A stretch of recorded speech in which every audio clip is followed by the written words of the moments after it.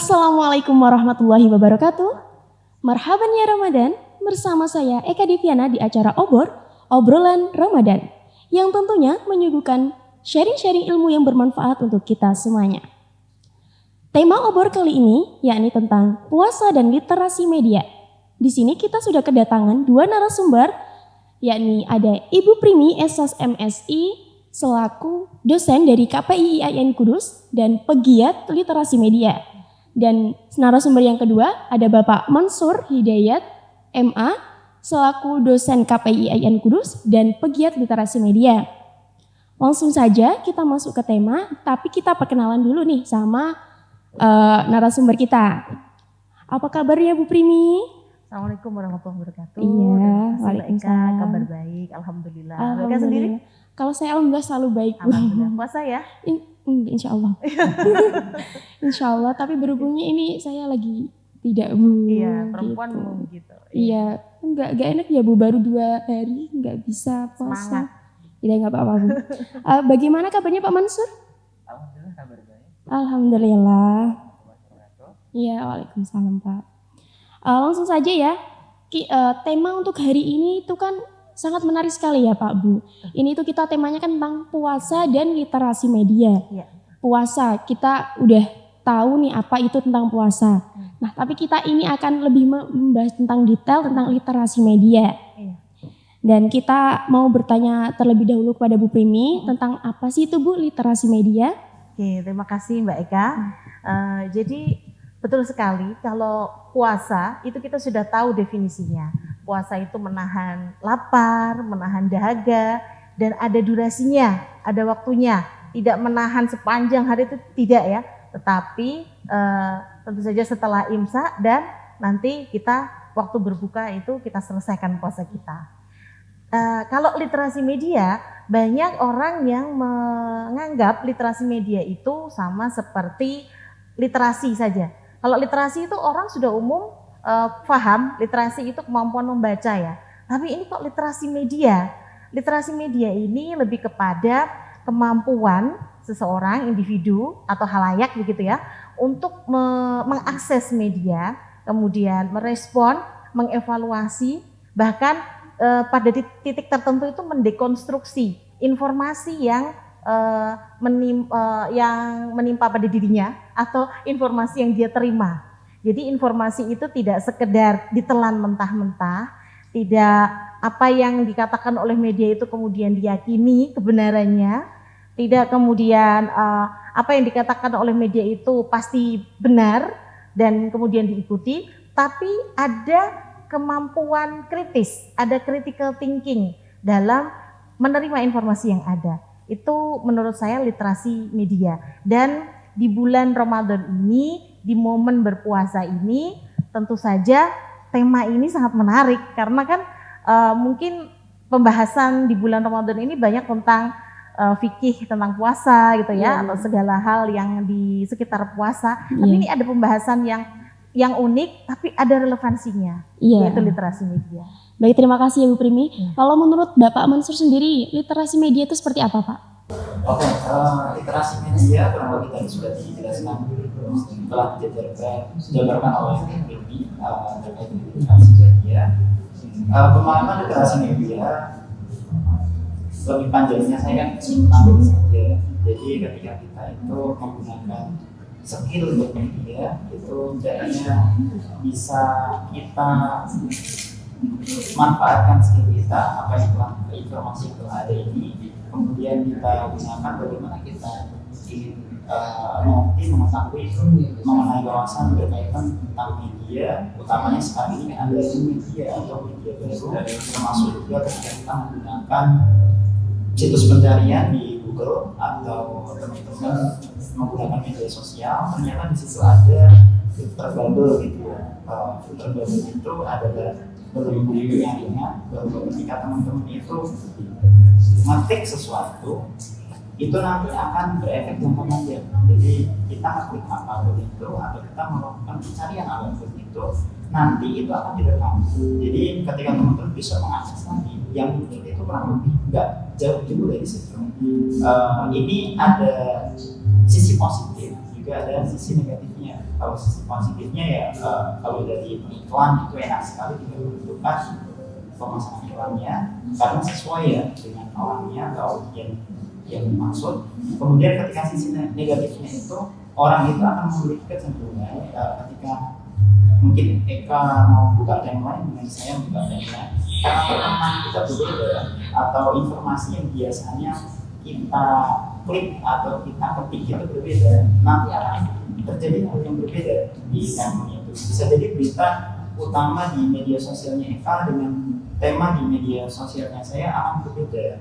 Padahal ketika kita melihat media sosial itu seakan-akan ada pesan umum daripada netizen kan gitu ya, atau masyarakat secara nasional atau global seperti apa, nanti kita akan terkadang terjebak di situ. Dan bahwa ketika ada riset dari Kominfo itu bahwa 57 orang di Indonesia, jadi kalau 100% ya 57%-nya itu orang melihat hanya pada bagian judul saja. Nah ini kan berbahaya, maka kita perlu wawasan terkait dengan ini, bagaimana agar kita bijak bermedia sosial ini, terutamanya kita hadir di bulan puasa, bulan suci Ramadan, ini bisa melatih kepada kita terkait dengan bagaimana kita mengelola emosi, kita menahan sesuatu. Tadi katanya puasa itu kan secara bahasa menahan, maka kita bagaimana menahan daripada kita itu untuk mengakses informasi yang betul-betul itu kita perlukan. Jadi kita tidak terhabiskan waktu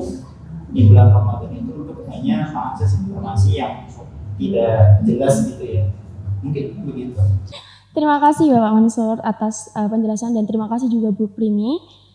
Jadi kita bisa menyimpulkan yang dapat saya simpulkan itu lebih seperti ini, literasi media itu pemahaman yang lebih mendetail tentang media, baik tentang evaluasinya, cara aksesnya, ya kan Bu? Betul.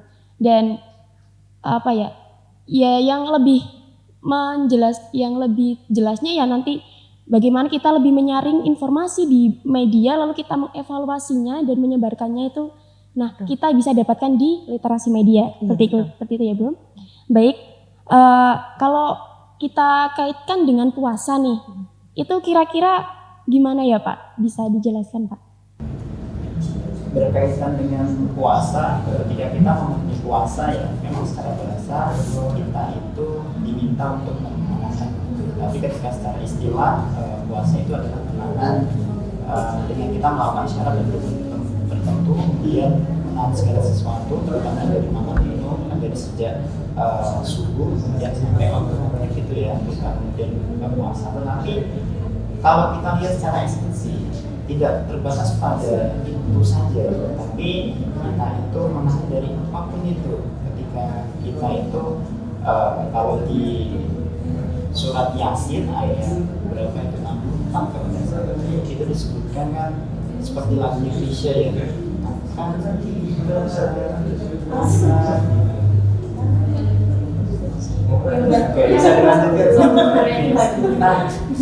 Nah itu ayatnya kan al-yawma nakhtimu ala afwahihim wa tukallimuna aydihim wa tashhadu arjuluhum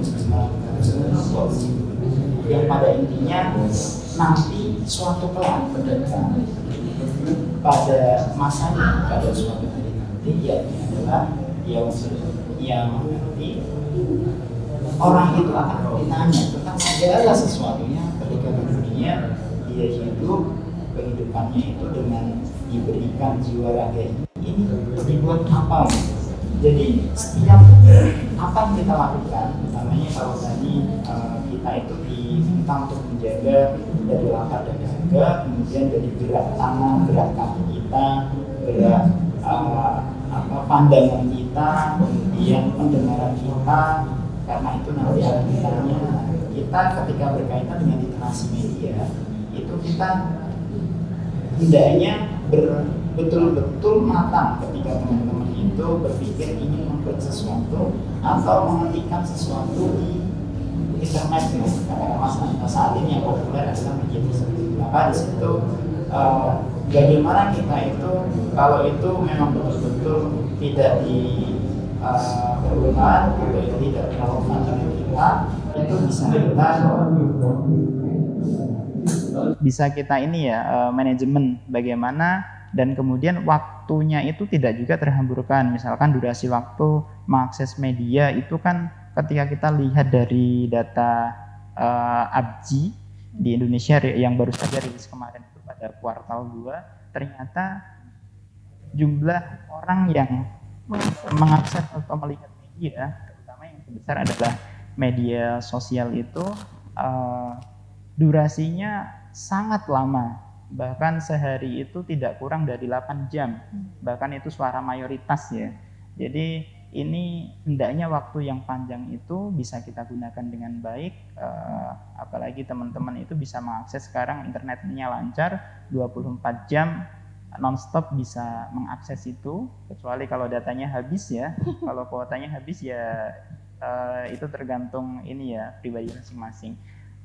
Utamanya sudah ada media untuk kita itu mengakses, di satu sisi kemudahan untuk kita mencari informasi tentang apapun, itu juga ada banyak sampah informasi di situ. Nah, di situ kita perlu yang namanya literasi ini agar teman-teman itu wawasannya bisa melek informasi. Jadi mana informasi yang kita perlukan, mana informasi yang harus kita abaikan gitu.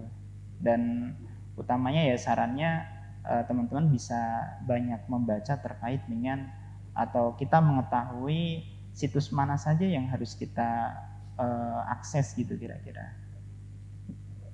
Ya, terima kasih ya Bapak. Jadi literasi media itu bukan hanya untuk anak KPI ya Bu? Oh bukan dong, literasi media itu sekarang semuanya.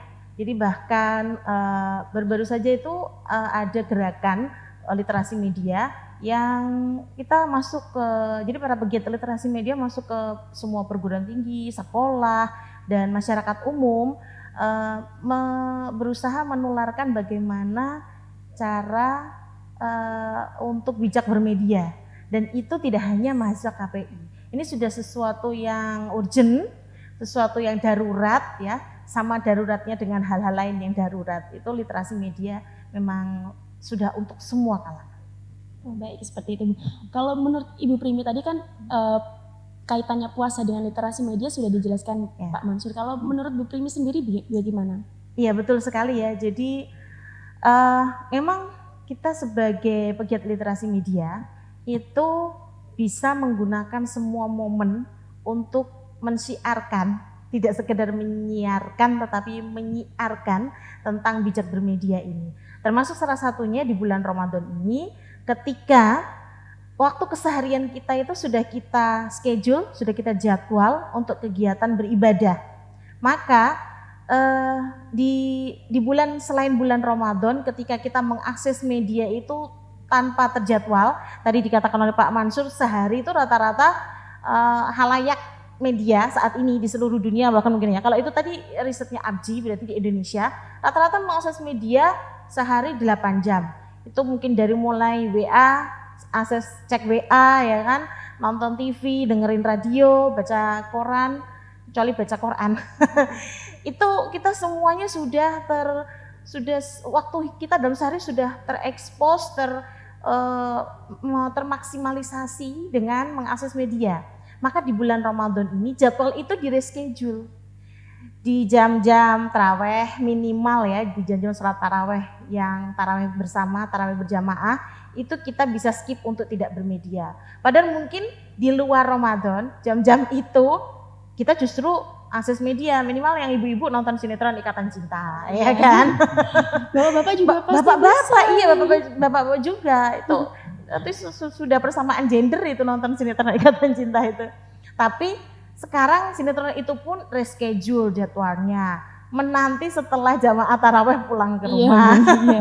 Itu baru nonton sinetron saja, belum akses media yang lain. Artinya puasa dan literasi media ini sangat berhubungan sekali Mbak.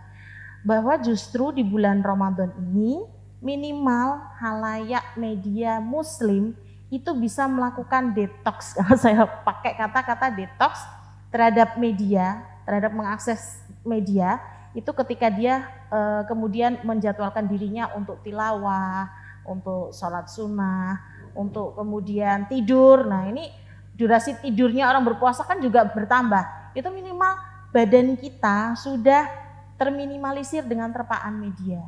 Jadi artinya marilah kita sama-sama memberdayakan bulan puasa ini untuk banyak hal.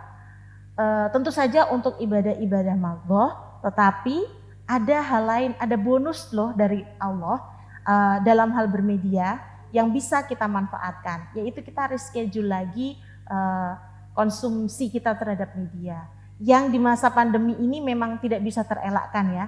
Kayak kita nih mahasiswa dan dosen, ini sehari minimal berapa jam ya Zooman atau Google Meetingan, itu sudah tidak terelakkan, tetapi kita perlu bersyukur, blessing in disguise ya. Jadi tetap ada hikmah di balik apapun, termasuk di saat pandemi ini ketika terpaan media banyak kita terima, tetapi alhamdulillah nih kita ketemu dengan Ramadan lagi yang bisa membersihkan diri kita lagi. Ya meskipun tidak bisa 100% ya dalam sehari kita itu terbebas dari media. Apalagi dalam 1 bulan Ramadan kita tidak mengakses media itu juga tidak bisa. Tetapi ada durasi yang kemudian bisa terkondisikan di bulan puasa ini. Ya berarti itu bisa dikatakan sebagai puasanya bermedia. Nah itu ya, cocok. Iya betul. Kita berpuasa bukan hanya berpuasa menahan dahaga dan lapar, tapi juga berpuasa untuk sekedar berehat, untuk tidak bermedia. Iya betul sekali. Ya terima kasih ya Bu Primi. Itu kan itu Pak statement dari Bu Primi tentang apa ya tadi, puasa bermedia. Puasa, ya. bukan puasa kalau dengan menurut literasi Bapak, media. Kalau puasa bermedia itu gimana?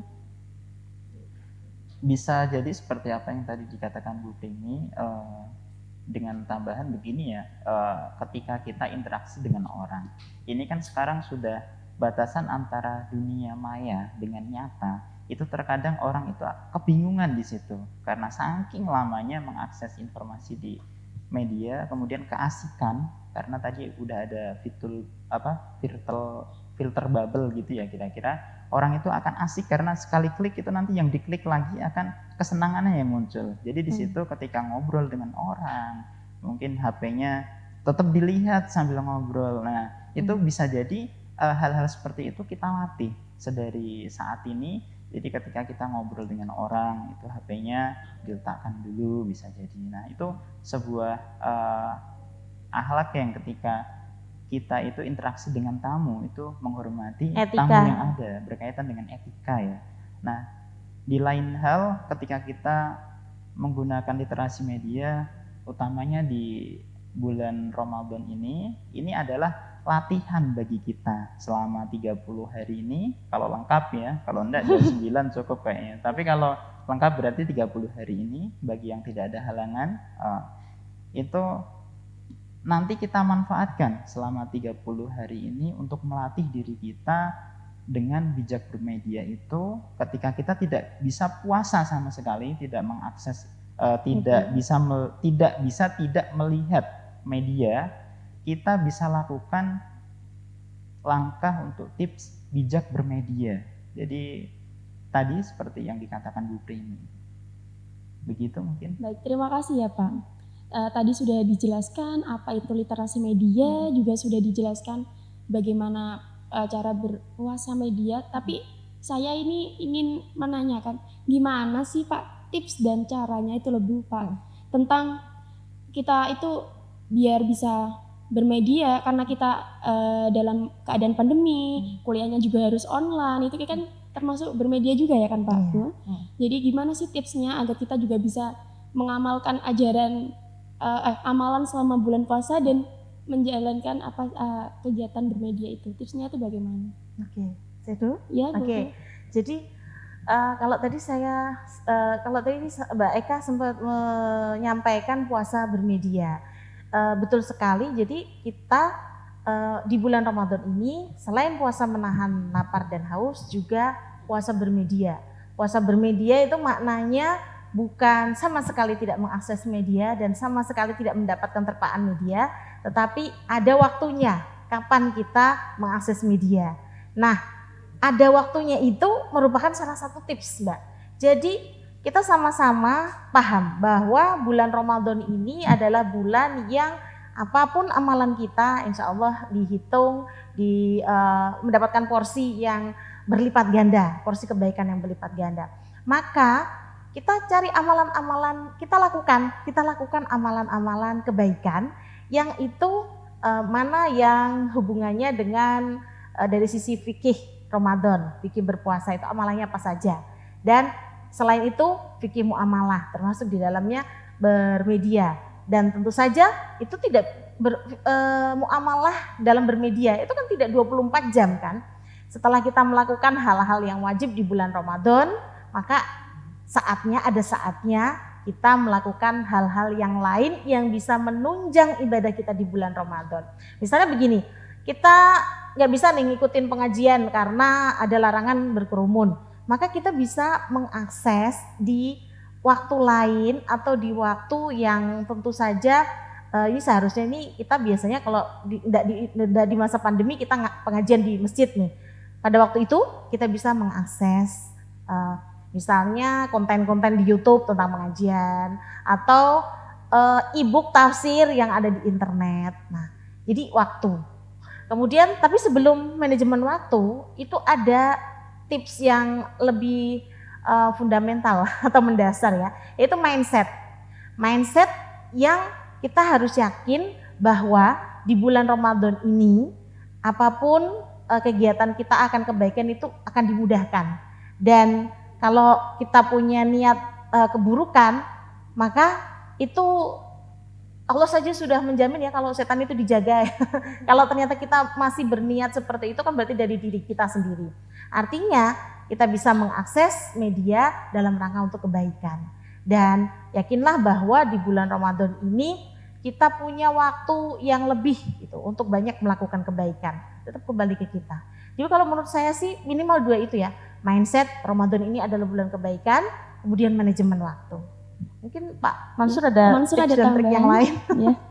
Oke, dan ketika kita melanjutkan Bu Primi ya, ketika kita bijak bermedia sosial, kita bisa terapkan ketika kita mengakses informasi, mungkin tentang konten-konten keagamaan. Nah ini kan ketika tidak bisa jumpa langsung dengan kiainya, ketemu ke pondok begitu kira-kira, dan itu memerlukan biaya atau dilarang berkumpul dan lain sebagainya, itu kita tetap bisa mengakses, tetapi kita harus pintar-pintar memilih mana yang harus kita konsumsi, mana tidak. Ibaratnya makanan itu kan gini, ini makanan yang enak seperti ini, tetapi ini menimbulkan banyak nanti akan terjadi penyakit gitu ya. Nah kemudian mana yang makanan yang kira-kira ini seperti kita memilih makanan ya, jadi karena kita konsumen ya di media sosial bisa jadi kan seperti itu.